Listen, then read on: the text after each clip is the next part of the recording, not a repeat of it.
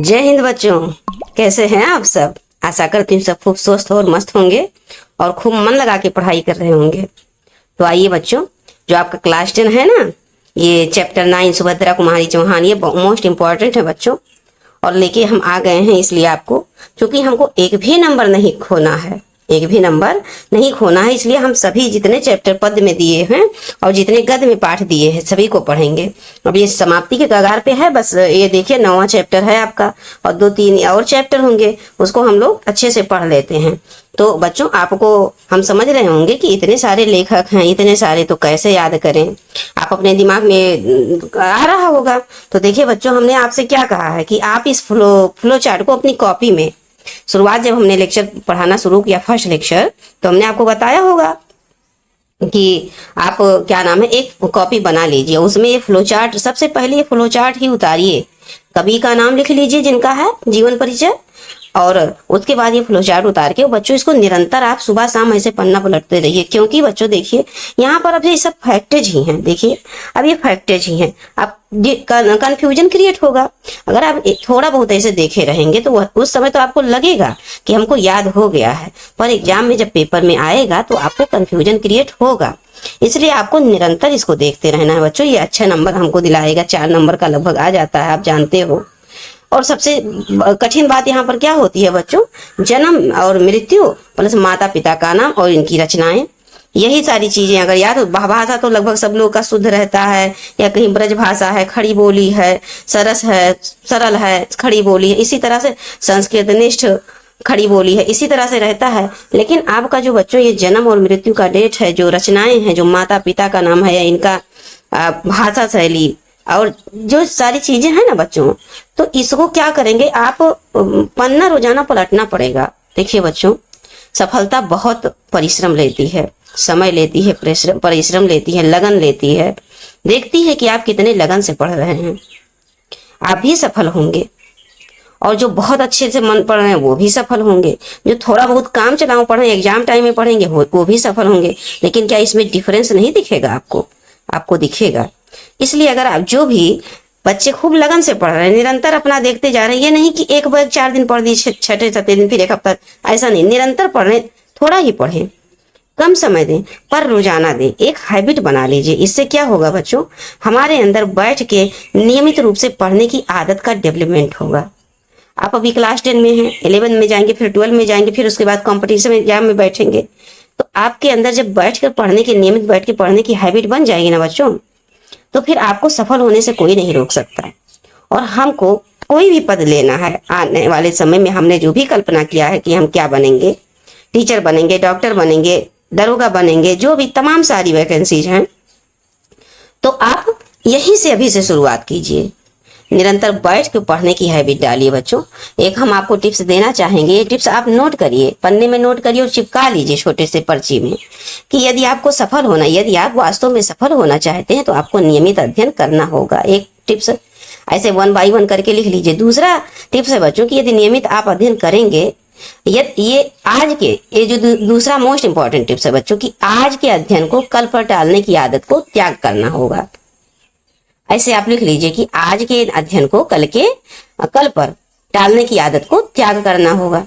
और दूसरा और अंतिम और सुंदर टिप्स है बच्चों कि यदि आप निरंतर अध्ययन करने की आदत डाल लेंगे बच्चों, तो परीक्षा के समय क्या होगा ना, आप पर अतिरिक्त दबाव नहीं होगा, आप अतिरिक्त दबाव को महसूस नहीं करेंगे, एकदम फ्री माइंड रहेंगे और कॉन्फिडेंस भरपूर होगी आप में। तो जब बच्चों आपके अंदर कॉन्फिडेंस भरपूर होगी, तो बताइए, कॉन्फिडेंस के साथ जब व्यक्ति क्लास में बढ़ता है तो क्या होता है, 2-4 नंबर एक्स्ट्रा ही सही करके आता है। कैसे?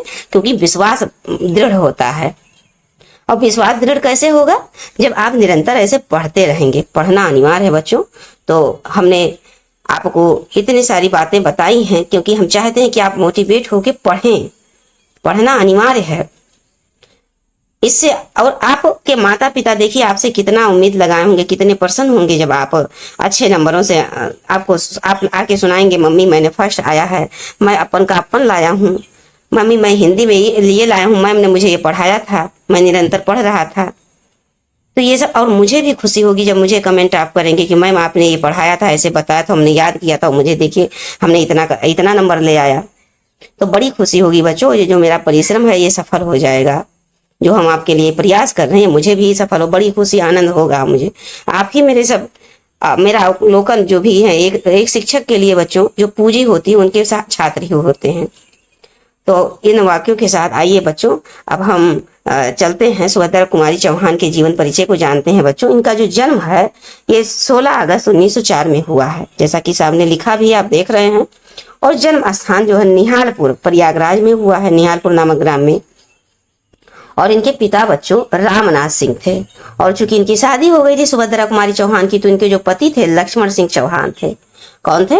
लक्ष्मण सिंह चौहान थे। और मृत्यु बच्चों इनकी 15 फरवरी, देखिए जन्म तो 16 अगस्त को हुआ लेकिन मृत्यु क्या है 15 फरवरी 1948 को हुई है।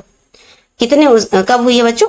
1904 को इनका जन्म हुआ और 1948 में ही इनकी मृत्यु हो गई। और सिवनी स्थान पर प्रयागराज में इनका जन्म हुआ, जहां विवाह हुआ वहां रही होंगी सिवनी में। अब इनका प्रमुख जो रस है बच्चों ये देखिए, वीर रस इसमें महत्वपूर्ण है, भरा हुआ है इनके कविताओं में।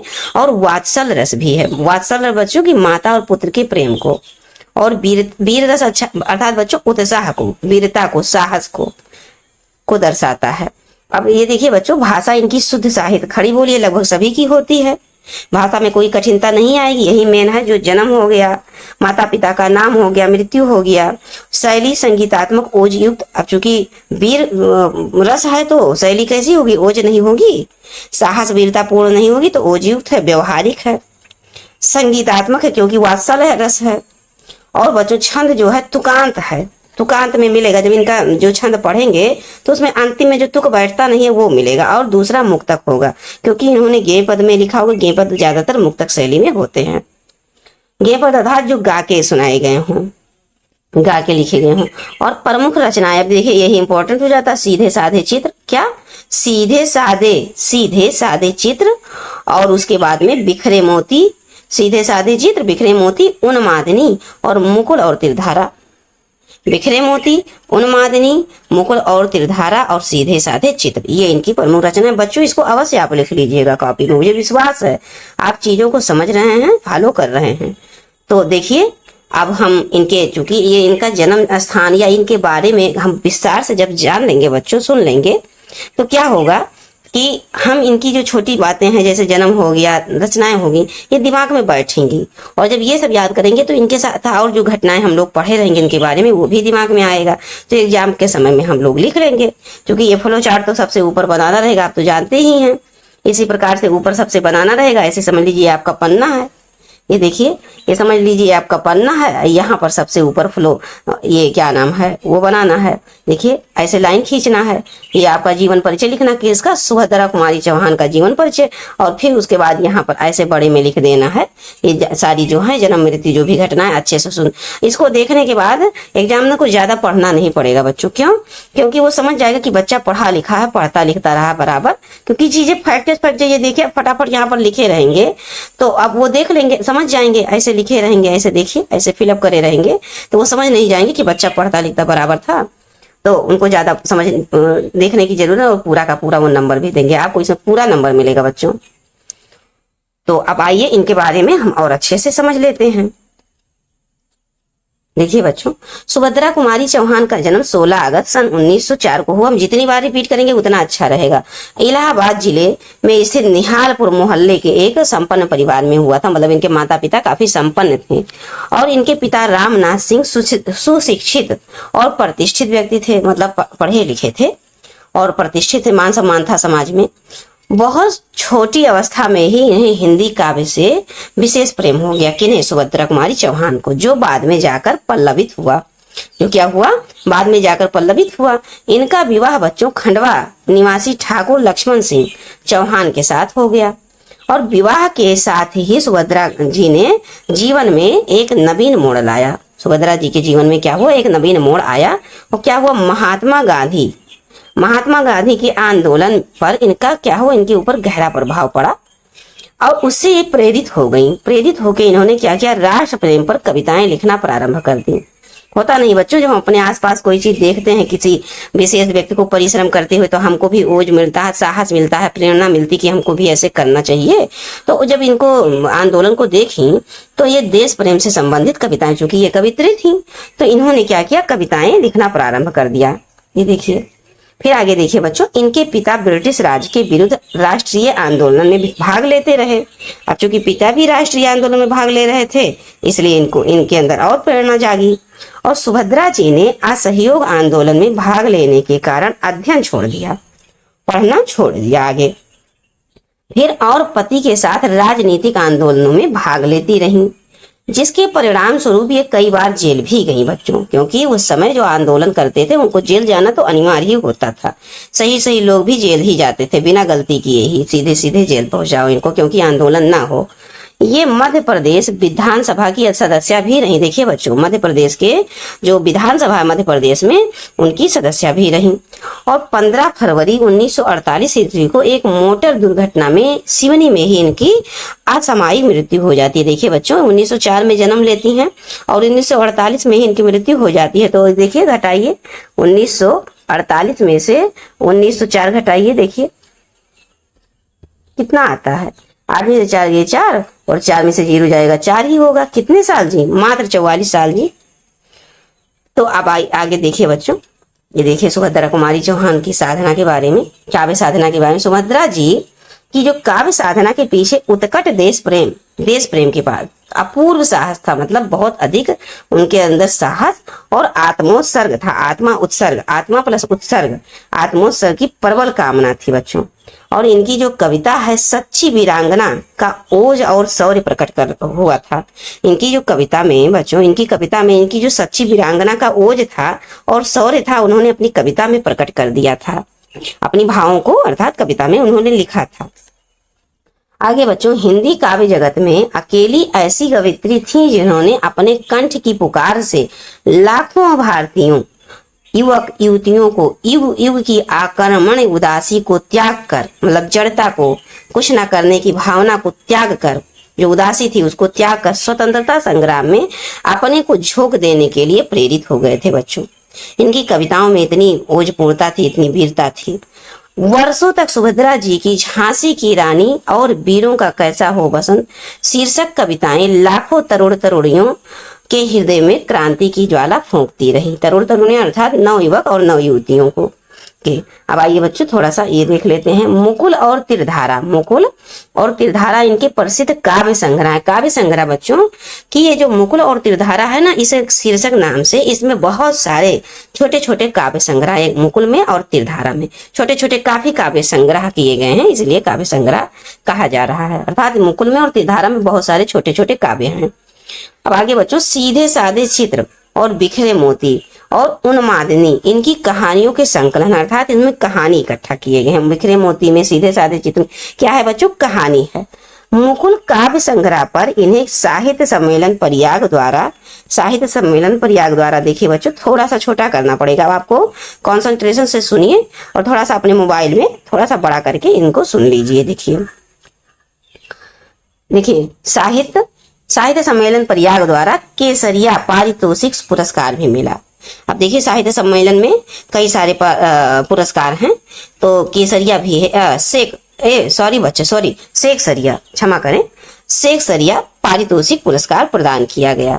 सुभद्रा जी की जो भाषा थी बच्चों कैसी थी? सीधी थी, सरल थी, स्पष्ट थी और आडंबरहीन खड़ी बोली थी, मतलब उसमें मिलावटीपन नहीं था, एकदम शुद्ध खड़ी बोली थी।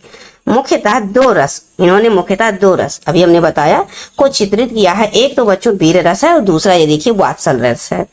अपने काव्य में पारिवारिक जीवन के मोहक चित्र भी इन्होंने अंकित किए हैं। परिवार में जो मोहक, अब वात्सल रस माता पुत्र का प्रेम होता नहीं है, तो वही अब उनके भी बच्चे रहे होंगे किए हैं, जिनमें वात्सल की मधुर व्यंजना हुई है। आगे बच्चों, इनके काव्य में एक ओर नारी सुलभ ममता तथा सुकुमारता है, तो दूसरी ओर पत्नी के जौहर की भीषण ज्वाला भी है, जो वीर रस है। अलंकारों अथवा कल्पित प्रतीकों के मोह में ना पड़कर, मतलब इन्होंने कल्पना को नहीं, मतलब कल्पना करके नहीं लिखा, सीधी ना पढ़कर सीधी सादी स्पष्ट अनुभूति को जो इन्होंने स्वयं को समाज में देखकर अनुभव किया, इन्होंने प्रधानता दी, मतलब उन्हीं को ही लिखा जो इन्होंने समाज में प्रत्यक्ष रूप से देखा और अनुभव किया। कल्पना में कुछ सोचकर नहीं लिखा। शैलीकार के रूप में सुभद्रा जी शैली में सरलता विशेष गुण है और नारी की कोमलता और उसके मार्मिक भाव पक्षों को नितांत स्वाभाविक रूप से बच्चों प्रस्तुत किया है। इनकी जो शैली का मुख्य आधार है नारी हृदय की कोमलता और उसके मार्मिक भाव पक्षों को नितांत स्वाभाविक रूप से प्रस्तुत करना इनकी जो शैली का मुख्य आधार था बच्चों। अब देखिए बच्चों, थोड़ा सा इसको हल्का सा छोटा करना पड़ेगा। हाँ देखिए, जो तीरधारा है बच्चों, तीरधारा काव्य संग्रह में संकलित झांसी की रानी। अब ये क्वेश्चन आपसे पूछ लेगा कि झांसी की रानी की समाधि पर कविता किस काव्य संग्रह में है, और ऑप्शन दे देगा तीरधारा, मुकुल, बिखरे मोती, उन्मादिनी। तो आप किस पे लगाएंगे? तीरधारा पे लगाएंगे। कविता में झांसी की रानी के द्वारा स्वतंत्रता के लिए दिए गए आत्म बलिदान एवं उनके समाधि स्थल के प्रति श्रद्धा भाव का वर्णन है। क्या है? श्रद्धा भाव का वर्णन है। तो आइए बच्चों, हम अब इनके ये देखिए, कविता को हम नेक्स्ट क्लास में पढ़ेंगे, क्योंकि ये देखिए यहाँ से इतना है, काफी लॉन्ग हो जाएगा ये देखिए। तो हम इनकी कविता को नेक्स्ट क्लास में पढ़ेंगे। सबसे पहले हमने इनके बारे में जाना। अब देखिए यहाँ पर झांसी की रानी, ये देखिए झांसी की रानी समाधि पर है ना। अब इससे संबंधित एक क्वेश्चन बन जाएगा जो कि ये तीरधारा का भी संग्रह में है। तो देखिए बच्चों, यहाँ पर अब हम यहीं से ये क्लास आज समाप्त करते हैं और मिलते हैं आपको नेक्स्ट क्लास में। अगर बच्चों चीजें आपको समझ में आ रही हो और मैम का प्रयास आपको लग रहा हो कि ये सच्चा है हमारे लिए, हम बच्चों आपके साथ निरंतर एग्जाम तक जुड़े रहेंगे। आपको हम हिंदी विषय में पूरी तरह से स्ट्रॉन्ग कर देंगे। ये मेरे आपके दृढ़ संकल्प अपने आप से है और आपसे वादा है। आप विश्वास मान के निरंतर चलते रहिए। हम थोड़ा थोड़ा ही पढ़ाएंगे बच्चों, पर निरंतर पढ़ाएंगे और आपके अंदर भी निरंतरता की आदत डाल के रहेंगे। आप निरंतर पढ़ेंगे तो आप में हैबिट हो जाएगी कि हमको रोजाना हिंदी पढ़ना। जितने छह सब्जेक्ट जितने आपके हैं सबको निरंतर रोज पढ़िए। स्कूल जा रहे हैं तो उस हिसाब से आप टाइम टेबल बना लीजिए। स्कूल में मैक्सिमम पढ़ लेते होंगे, क्लास में पढ़ाया जाता होगा, और उसके बाद में घर पे आइए, उसको अलग अलग अपना सिस्टम बना लीजिए। मॉर्निंग में आप हिंदी पढ़ दिया कीजिए, क्योंकि हिंदी क्या किया जो फैक्टर्स हैं बच्चों, आपका हो गया वो गद्य साहित्य का इतिहास, कितने सारे रचना और रचनाकार हैं वो सब याद करना है। तो बच्चों आप वीडियो को निरंतर देखिए, इंपॉर्टेंट चीजों को अवश्य लिखिए, लिखना मत भूलिए। आप लिखने से बिल्कुल भी मत कतराइए, क्योंकि आपके खुद के स्वयं के हैंड राइटिंग से क्या होगा, दो आदत होगी। एक तो जब आप लिखते हैं तो आपका माइंड जो है 2 गुना शक्ति के साथ चीजों को कैप्चर करता है, और प्लस जब रिवाइज करते जाते हैं तो बहुत जल्दी चीजें सीखते हैं। आप देखिए किसी किताब से बार बार रिवाइज करिए और खुद के हैंड राइटिंग से रिवाइज करिए, देखिए दोनों में डिफरेंस आपको मिलेगा। आप जो खुद लिखे रहेंगे ना वो जल्दी याद होगा, जल्दी समझ में आएगा। तो इसी के साथ बच्चों ये वीडियो हम अब समाप्त करते हैं। अगर आपको पसंद आए लाइक करिए और अपने फ्रेंड सर्कल में शेयर अवश्य करिए, और चैनल को सब्सक्राइब कर लीजिए बच्चों। जय हिंद बच्चों।